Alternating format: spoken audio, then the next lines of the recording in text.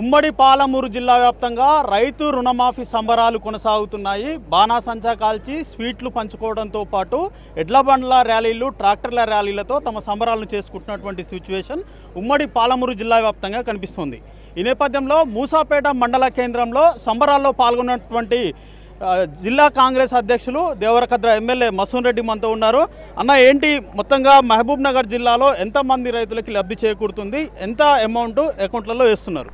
ఈరోజు ఉమ్మడి మహబూబ్నగర్ జిల్లాకు సంబంధించి కొన్ని వేల మంది అకౌంట్లలో ఈరోజు ₹1,00,000 రుణమాఫీని జమ చేయడం జరిగింది. ముఖ్యంగా నా నియోజకవర్గానికి వస్తే దాదాపు 16,662 మంది రైతుల అకౌంట్లలో ₹1,00,000 రుణాలు ఉన్న వాళ్ళందరికీ కూడా ఈరోజు మధ్యాహ్నం నుంచి వాళ్ళకి మెసేజ్లు వస్తూ ఉన్నాయని చెప్పేసి ఎక్కడికక్కడ పెద్ద ఎత్తున సంబరాలు జరుపుకుంటూ ఉన్నారు. ఈరోజు ఒక పండగ వాతావరణం, అంటే ఇంత పెద్ద ఎత్తున ఎప్పుడు కూడా చరిత్రలో, అంటే భారతదేశ చరిత్రలో ఏ రాష్ట్రంలో కూడా జరగని విధంగా ఈరోజు తెలంగాణ రాష్ట్రంలో ఒక రైతు బిడ్డ ముఖ్యమంత్రిగా ఉంటే రైతుల పట్ల ఏ విధంగా వ్యవహరిస్తాడు, రైతులను ఏ విధంగా ఆదుకుంటాడు అన్నది ఈరోజు జరిగిన దానికి నిదర్శనం అని చెప్పి ఈ సందర్భంగా తెలియజేస్తున్నాం. ముఖ్యంగా మా గౌరవ ముఖ్యమంత్రి యనమల రేవంత్ రెడ్డి గారు పోయిన పార్లమెంట్ ఎన్నికల్లో, మొన్న జరిగిన ఆ పార్లమెంట్ ఎన్నికల్లో ఛాలెంజ్ చేసి చెప్పడం జరిగింది.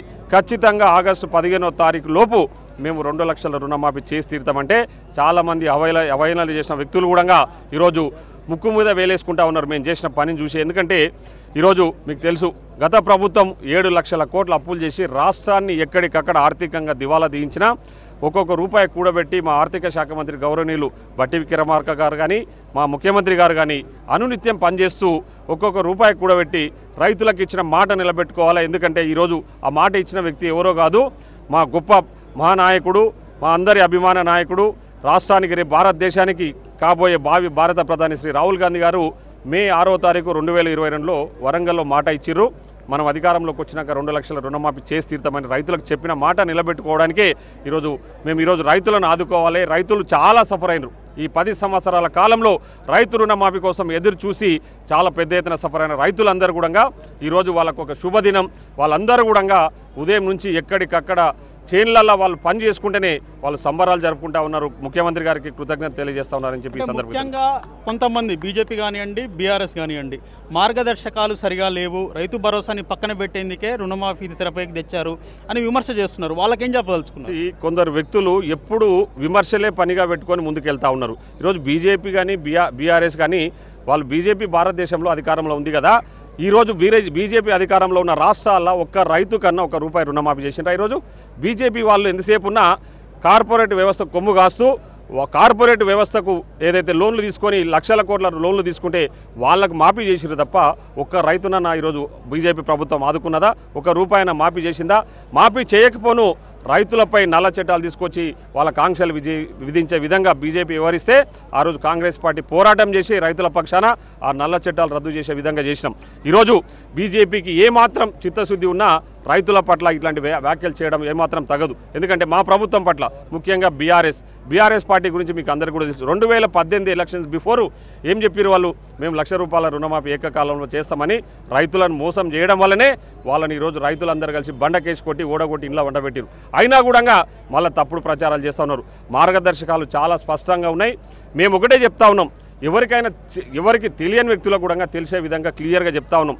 పాస్బుక్ ప్రామాణికంగా తీసుకొని రైతుల రుణాలు మాఫీ చేస్తూ ఉన్నాం.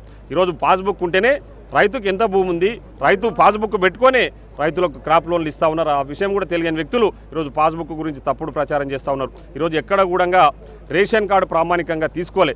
రేషన్ కార్డు ప్రభుత్వం అంటే వాళ్ళ కుటుంబాన్ని గుర్తించడానికి మాత్రమే రేషన్ కార్డు తీసుకున్నాం. ఈరోజు రేషన్ కార్డు కోటి మందికి రేషన్ కార్డులు ఉన్నాయి.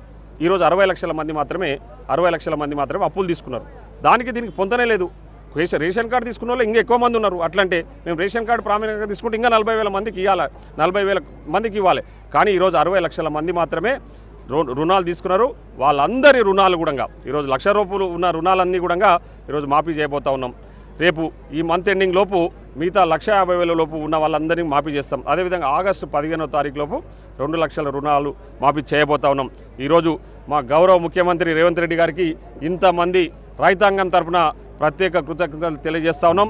ఇట్లాంటి పండగ వాతావరణాన్ని మేము పెద్ద ఎత్తున సంబరాలు జరుపుకోబోతా ఉన్నాం. రైతులు స్వచ్ఛందంగా ఈ సంబరాలలో పాల్గొంటున్నందుకు చాలా సంతోషంగా ఉంది.